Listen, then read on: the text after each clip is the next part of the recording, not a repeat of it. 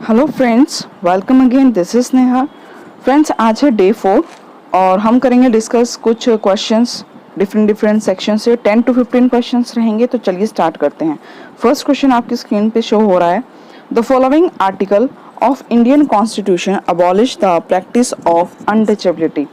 इसमें से कौन सा आर्टिकल है जो कि क्या करता है, अबॉलिश करता है, यानी कि खत्म करता है अनटचेबिलिटी, है ना, छुआछूत जो होती है ना, अस्पृश्यता बोलते हैं शायद उसको, का अंत करता है। तो ऐसा कौन सा आर्टिकल है? आर्टिकल 14, आर्टिकल 18, आर्टिकल 17 या आर्टिकल 19? तो बताइए कौन सा आर्टिकल है वो। देखिए फ्रेंड्स, यहाँ पर आर्टिकल आएगा आपका आर्टिकल 17। ठीक है, जल्दी जल्दी डिस्कस करेंगे। 10 मिनट्स में हम लोग कवर करेंगे अप टू 10 to 15 क्वेश्चंस। ठीक है, तो article 17 अबॉलिशेस the practice of untouchability. Next देखिए, नेक्स्ट क्वेश्चन है the fertile land between two reverse is called. दो नदियों के बीच का जो उपजाऊ भूमि होती है, दो नदियों के बीच की जो उपजाऊ भूमि होती है, fertile land between two reverse is called, उसे क्या कहा जाता है? ड्रेनेज बेसिन, वाटरशेड, दोआब या लो लैंड और टेरेन। तो उसे क्या कहते हैं? उसे कहा जाता है दोआब। क्या कहा जाता है? Doab. The land between two reverse is called Doab. तो ऑप्शन सी यहाँ पर राइट हो जाएगा, ऑप्शन सी, दोआब। नेक्स्ट देखिए, नेक्स्ट क्वेश्चन है which is the highest river basin of peninsular India. Peninsular India का जो हाईएस्ट रिवर बेसिन है वो कौन सा है? तो देखिए कौन से हैं ऑप्शंस, महानदी, गोदावरी, कृष्णा या नर्मदा। तो कौन सा हाईएस्ट रिवर बेसिन है पेनिनसुलर इंडिया का? ठीक है, यहाँ पर ये आपको बताना है। अच्छा, रोज मैं एक जीके साइंस से क्वेश्चन दे रही हूँ फ्रेंड्स आपको, तो आप मुझे इस क्वेश्चन का आंसर कमेंट में बताएंगे। ठीक है, नेक्स्ट देखिए, the climate of India, the climate of India is, India का क्लाइमेट किस तरह का है? Options are equatorial, monsoonal, monsoonal, ठीक है, या मॉडिटेरियन या कॉन्टिनेंटल। ठीक है, मेडिटेरियन, कॉन्टिनेंटल, मॉनसूनल या इक्वेटोरियल। तो भारत की जो जलवायु है वो किस तरीके की है? तो हम पढ़ते हैं कि भारत में क्या होता है, मॉनसून वगैरह आती है ना, मॉनसून से रिलेटेड है। तो इंडियन जो क्लाइमेट है वो कैसा है? मॉनसूनल है। ठीक है, मौसमी है। नेक्स्ट देखिए, अब नेक्स्ट क्वेश्चंस देखिए, हिंदी का सेक्शन है अब। ठीक है, कल्पांत शब्द में कौन सी संधि है? कल्पांत शब्द में कौन सी संधि है? आपको संधि बतानी है। ऑप्शंस हैं गुण संधि, यण संधि, दीर्घ संधि या व्यंजन संधि। तो देखो फ्रेंड्स, कल्पांत में जो है वो होती है दीर्घ संधि। ठीक है, दीर्घ संधि किस तरीके से यहाँ बन रही है? देखो, कल्पांत को हम लोग लिख सकते हैं कल्प प्लस अंत, कल्प धन अंत। ठीक है, कल्प जमा अंत। ठीक है, यानी कि अ और यहाँ उ और अ आ रहा है इसमें। ठीक है, उ और अ मिलके क्या बनाता है आपको, ये आ के साउंड बना रहा है। दीर्घ संधि का यहाँ पे प्रयोग है। ठीक है, कल्पांत में।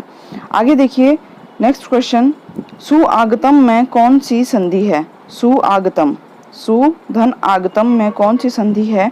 ऑप्शंस आर गुण संधि, अयादि संधि, वृद्धि संधि या यण संधि। तो फ्रेंड्स, यहाँ पे कौन सा ऑप्शन राइट है हमारे पास? बताइए ऑप्शन कौन सा राइट हो जाएगा? ऑप्शन डी, यण संधि। ठीक है, सुआगतम में कौन सी संधि है? यण संधि है यहाँ पर। नेक्स्ट क्वेश्चन देखिए, स्वप्न का विलोम है, स्वप्न का विलोम है। ऑप्शंस आर दिवा स्वप्न, खुमारी, निद्रा या जागरण। ठीक है, तो स्वप्न किससे रिलेटेड है? सोने से, निद्रा में है आप। ठीक है, तो यहाँ पर क्या हो जाएगा? देखिए इसका क्या हो जाएगा? जागरण यहाँ पे राइट हो जाएगा। ठीक है, स्वप्न का विलोम जागरण रहेगा। नेक्स्ट क्वेश्चन देखिए आप। तो नेक्स्ट क्वेश्चन हमारे पास, अब ये कंप्यूटर सेक्शन से क्वेश्चंस हैं। Which of the following refers to a small single site network.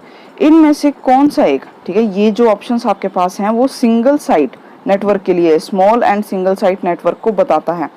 Options हैं LAN, लैन, DSL, रैम या USB। तो देखो DSL, USB, रैम, तो ये अलग ऑप्शंस हैं, है ना। यहाँ नेटवर्किंग की बात की हुई है। नेटवर्किंग जो होती है वो लैन होती है। तो लैन क्या होता है? Local area network. तो small and single sited network है कौन सा? लैन यहाँ ऑप्शन होगा। ठीक है फ्रेंड्स, तो इस क्वेश्चन का जो राइट आंसर हो जाएगा कि लोकल एरिया नेटवर्क के लिए कौन सा यूज किया जाता है, लैन। ठीक है, क्या फुल फॉर्म क्या है इसकी, local area network, LAN, LAN. Next question देखिए, Microsoft office is, Microsoft office क्या है?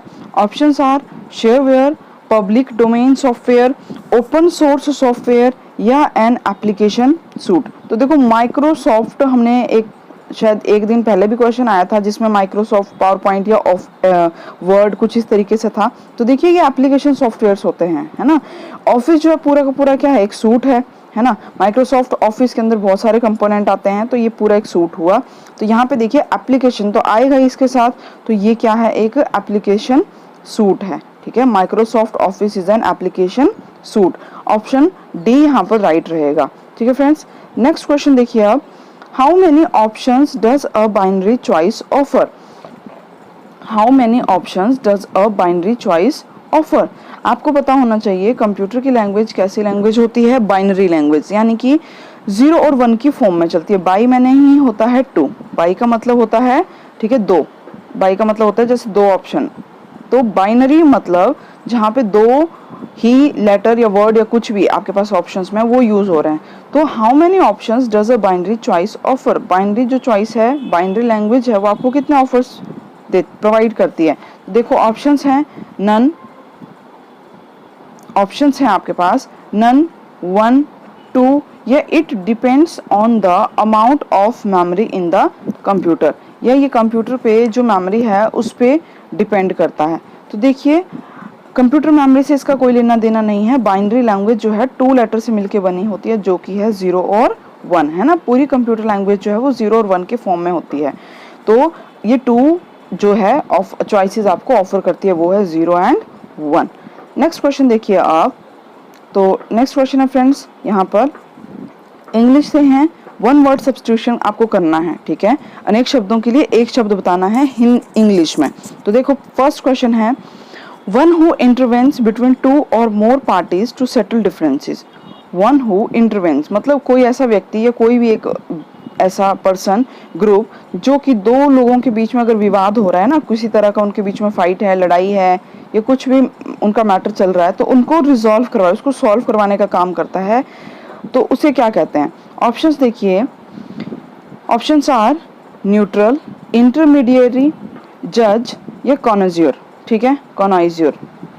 तो देखो यहाँ पे ऑप्शन क्या हो जाएगा, कौन सा राइट हो जाएगा? ऑप्शन बी, उसको कहा जाता है इंटरमीडिएरी। क्या कहा जाता है? इंटरमीडिएरी। भाई 2 लोगों के या 2 पार्टीज के बीच के विवाद को सॉल्व करवा रहा है, वो क्या है?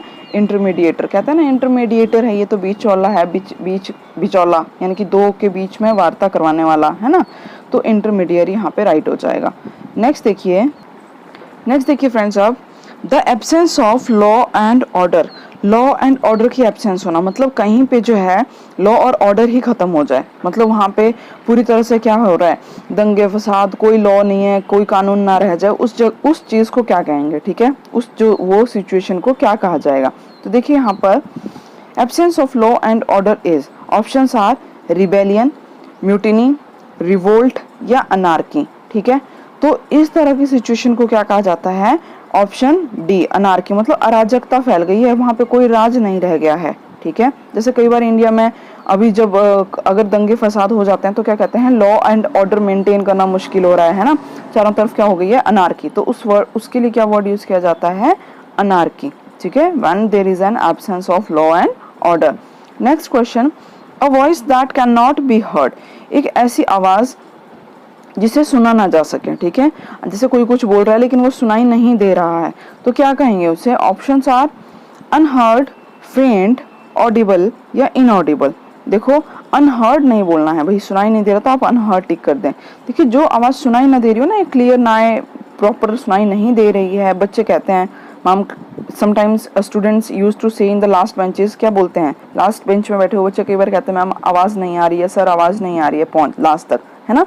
तो वो इनऑडिबल है। क्या कहते हैं उसे? इनऑडिबल। जो सुना जा सके वो ऑडिबल, जो नहीं सुना जा सके वो इनऑडिबल। ठीक है, तो ऑप्शन डी राइट हो जाएगा किसके लिए? A voice that can not be heard, inaudible, option D. Next देखिए, high sea waves caused by under water earthquake. ठीक है, अंडर वाटर अर्थक्वेक आने की वजह से जो हाई वेव्स पैदा होती हैं, ठीक है, अंडर वाटर अर्थक्वेक की वजह से जो हाई वेव्स पैदा होती हैं, मतलब लहरें उठती हैं, उन्हें क्या कहा जाता है? Options are tsunami, tornado, hurricane या साइक्लोन। तो भाई आपको ये चीज़ भी मालूम होनी चाहिए। देखो क्या कहा जाएगा उसे। चलिए आज के लिए आपको इंग्लिश का भी एक क्वेश्चन छोड़ते हैं। High sea waves caused by under water earthquake, तो उसे क्या कहा जाता है? क्या कहा जाता है उसे? अच्छा, ये ऑप्शंस ये आपके लिए एज असाइनमेंट है, आप कमेंट में बताएंगे।